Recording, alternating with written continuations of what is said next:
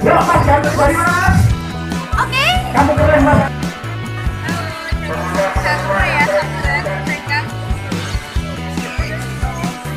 Jangan lupa subscribe Pendekar Umrus.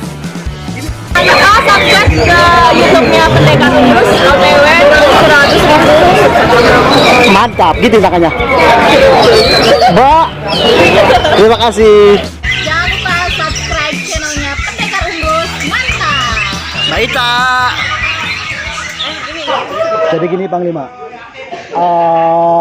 saya kan pernah denger nih ya, ada salah satu burung dan saya lihat sendiri Pak, itu pun bukan di gelaran latihan biasa Pak, itu suatu event yang ya agak bergengsi ya Pak. Burungnya kerjanya itu kayak yang sekarang lagi viral itu minion Pak. Namanya ya jangan disebutkan lah, karena Pak ya sedikit mengendorse saya. Takut saya beli ya. Nah terus saya wawancarai, saya bongkar, ternyata dia keceplosan. Ceplosannya ini burung settingan kembali ke alam. Nah terus saya tanya terus, katanya sih harinya pakai ular pandang, nggak pakai pakan pur total Pak. Itu harianya pur ular kandang, paling settingan jangkrik berapa lah kalau hari hanya. Nah menurut Bapak Panglima itu Pak Ketu, terima kasih. wajiran ke grup Om Bros lah. Bisik Ngobrol ini bae konten, sampean. Iya. Ini konten kamera lagi langka. Gak apa-apa, kan lagi santai, nggak masalah. Terus ya. Nah gini Pak, menurut Panglima sendiri ya, pengalaman Bapak sendiri merawat burung murai itu salah nggak untuk hariannya buat ular kandang untuk harian? Ya. Jadi kalau ulet kandang karena itu kan alami ya, kalau bahasa saya itu alami. Jadi ada beberapa burung yang bisa cocok dengan ulet kandang, ada yang malah jadi galak. Dan juga belakangan ini suka terkadang ulet kandang itu susah mabung. Itu menurut saya mitos. Karena saya udah lama, udah hampir 2 tahun Maji pakai ulet kandang ya. Artinya ulet kandang ini selain murah, terutama kan murah 5.000 buat 5 hari. Iya, murah. Kemudian juga simple. Kenapa saya bilang simple? Ulet kandang udah tinggal pluk ditaruh, udah pakannya ulet kandang. Kemudian juga jemur, itu kalau pakai porsi ulet kandang itu nggak diperlukan banget gitu. Ya cukup asal anget-anget, tapi ya ampun wajib dong. Ya. Tapi juga ulet kandang ini bagi yang mau mencoba itu harus diimbangin dengan mandi. Bisa tiap hari mandi. Bahkan kalau memang terlalu beringas ya harus 2 kali. Itu cukup mungkin 1 minggu atau 2 minggu mandinya harus rutin. Mandinya harus rutin. Itu untuk menyeimbangkan panas badan. Ya, jadi diredam dengan mandi. Nah kemudian setelah dianggap mapan, kemudian udah menyatu dengan tubuh ya, dengan tubuh itu burung. Nah itu baru mandi dikurangin ya, mandi dikurangin, kemudian nyoba settingan jangkrik pun agak irit juga. Jadi nggak terlalu perlu banyak, cukup 3 ya, dan 5 pun udah tergolong banyak ya, tergolong banyak ya. Kebetulan kenapa saya berbicara ulet kandang ya, satu murah, kemudian belakangan ini memang lagi ngetren juga orang pakai ulet kandang. Oh, lagi ngetren, Ri. Lagi ngetren. Berarti saya nggak salah dong. Itu ada nggak Pak? Kan setiap ini kan pasti kan ada efeknya gitu ya. Benar nggak? Sekarang kan dalam artian yang namanya ulet kandang juga tuh ketika dalam artian banyak penggunaan ulet kandang, itu ada nggak efek dari hasil dari ulet kandang tersebut? Nah, sebetulnya Antara efeknya positif dengan negatifnya nih ya gitu kan. Efeknya sebetulnya ada kalau kita langsung ngambil dari kotoran-kotoran itu. Jadi harus disterilkan di tempat wadah, kemudian dikasih sayuran. Itu paling doyan makan itu sayuran-sayuran. Nah sehingga bukan kotoran lagi, dan lagian pun kotoran kalau udah dicerna sama hewan itu kan tidak kotoran, tapi diurai menjadi apa namanya itu protein lain. Nutrisi apa ya? Nutrisi, jadi nutrisi. Ya kenapa saya tuh orang bilang, oh itu kan makanannya kotoran, lele aja kan makannya kotoran, iya kan? Kita makan. Ya kita makan, kan bukan makan kotoran, makan daging. Nah itu kan efek kan tadi kan Panglima bilang harus kasih sayuran gitu ya. Iya. Jadi jenis sayuran yang bagus ini untuk ulat kandang ini jenis sayuran seperti apa? Apakah sawi atau sawi kan ada Iya. sawi hijau, sawi putih atau wortel lah jenisnya kan ya. Iya. Yang paling efektifnya nih kan. Yang paling efektif ya tetap wortel, ya karena awet. Kalau misalnya sawi bagus, cuma kan agak mahal juga kan. Ya kita kan pertimbangan ekonomi juga kan. Jadi pokoknya kalau pengetahuan itu, pokoknya semurah mungkin jadi bagus, iya kan? Ya benar. Semurah mungkin Lebih jadi irit bagus. lagi pakai itu apa? Ubi.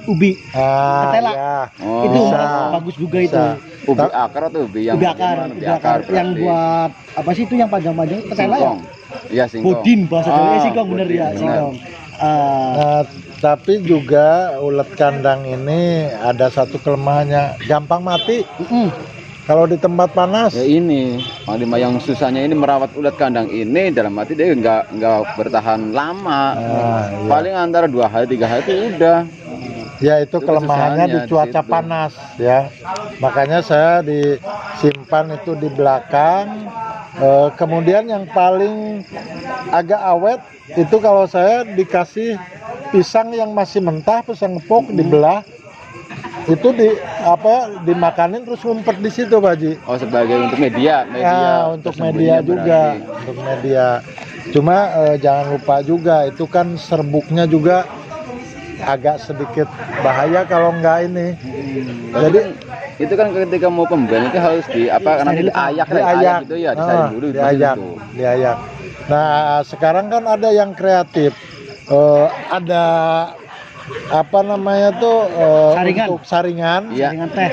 saringan apalah pokoknya dipotong di sini dimasukin sini jadi kotorannya Keluar. iya Turun, keluar dan nggak ngabur tapi ketampung di sini. Ngumpul, berarti yang ngumpul di bawah. Iya, ke bawah jatuh ke sini. Jadi yang ada uletnya aja gitu. Jadi bersih. Jadi bersih. Dan penting juga itu harus setiap hari diganti diayak kalau memang nggak turun sendiri. Karena ya itu kalau serbuknya kemakan juga Bahaya. Sesak ya. ya ada bahaya kalau kata Pak Haji kan bahaya. Jadi gini, Panglima, kenapa sih harus ular kandang? Dan ketika mulai dikasih ular kandang itu apa namanya ya? Aksinya, staminanya atau dampak positifnya itu apa? Jadi selain tadi murah, kemudian juga banyak yang meyakini bahwa ulet kandang itu untuk tenaga. Nah, kenapa ada bahasa untuk tenaga? Saya pernah ke orang yang hobi ayam adu. Itu kalau mau ngadu beberapa hari itu dikatakan dikasih ulet kandang. Itu yang saya dengar itu untuk ternyata ini saya nanya ke yang ayam itu, emang buat apa sih kok ulet kandang? Buat tenaga Kang katanya gitu. Oh berarti kesimpulan saya buat burung juga saya tuh itu memiliki unsur-unsur atau protein, kandungan protein untuk tenaga. Ya selain tentunya embun itu kalau saya juga itu aliran embun pagi karena habis sholat subuh enaknya Saat mendukung ya. Jadi kan sekalian kita takut kesiangan tuh ada 2. Jadi bukan hanya takut kesiangan subuh, takut kesiangan burungnya nggak ngambun. Bener, jadi positif aja ya. Tapi kalau ini kayaknya tidurnya bangunnya jam 9 kan. Ciri dari badannya ini maksudnya. Kalau orang-orang yang bangun pagi itu pasti kayak Panglima, kayak saya. Kalau ini kayaknya. Nanti Terlihat. saya perbaiki lagi jam bangun tidurnya. Ini Panglima, selama Panglima pakai ular kandang itu adakah guru yang sangat fenomenal menurut Panglima sendiri? Kalau saya pribadi kebetulan kan ada burung, kalau di YouTube juga ada namanya Yakuza dari Mojokerto. Ya. Nanti kita cek teman-teman. Ya, dicek di Mojokerto punya Haji Brudin. Itu saya ambil. Kemudian setelah mabung di sini tetap pakai ulet kandang, hasilnya di Piara Raja ya alhamdulillah nyantol gitu. Ke satu, nyantol ke satu. Ini bukan sebuah apa namanya ya? Sebuah karangan, sebuah hoax ya, bukan. Ini memang nyata. Yang ngomong orang pusat loh teman-teman. Saya nggak mau sembarangan kalau ngomong sama Panglima. Takut nggak boleh ikut lagi di RT. Saya kan media teman-teman. Jadi memang udah ada buktinya. Panglima sendiri yang namanya burungnya Yakuza itu eventnya nggak sembarang event loh. Piala Raja.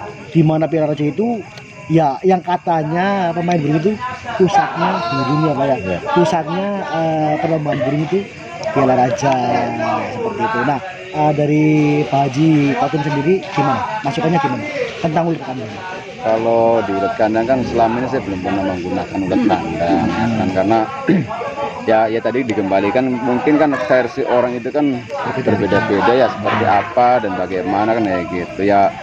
Sepengetahuan saya itu kalau ulet kandang itu seperti ya ini sih maaf gitu ya, namanya kita kan ya orang ngobrol kan gitu kan, Sama-sama punya Iya. versi lah. Itu seperti kita ini ingin mencepatkan bahwa burung ini supaya cepat gacor. Ya karena biasanya tuh sini digunakan tuh oleh para bakul ya kan, ketika memang dalam artian efeknya ulet kandang ini sangat bagus sekali ketika. Nah, berarti ulet kandang bagus kata Pak Haji juga. Iya, keceplosan Walaupun ini. Pak Haji belum pakai ya. Iya. Maksudnya tuh Iya. pernah dengar tuh seperti Bagus kayak buat gitu. stamina mungkin. Cuman dari prediksi yang pernah saya baca itu bahwa efek dari ulet kandang ini untuk burung ini nggak bisa untuk bermain jangka panjang. Beda kalau semuanya kita memang tidak menggunakan ulet kandang. Jadi ada masanya, itu kemungkinan dalam artian dia performa itu antara ya 2 tahun sampai 3 tahun, dan kesananya itu akan mengalami suatu permasalahan kayak gitu. Makanya kenapa saya dalam artian nggak pernah mau menggunakan ulet kandang. Kalau semuanya dalam artian ingin saya menjual burung cepat laku, emang itu bisa. Itu saya jujur. Tanggapannya Panglima gimana? Dari untuk stamina ya tapi tadi udah agak sejalan tuh untuk sejalan. stamina supaya gator dan sebagainya kan. Nah, mengenai efek, saya pernah beli burung namanya itu kalau di Mojokerto rival, pasti orang Mojokerto udah tahu semua, ring polo rival, yang diganti namanya jadi Raspati di sini ya, dan stabil. Itu usianya sekitar di Pak Polonya 3 tahunan, 3 apa 4 tahun, pindah ke saya sekitar udah 2 tahun, itu berarti udah 6 tahun pakai ulet kandang dan oke aja ya.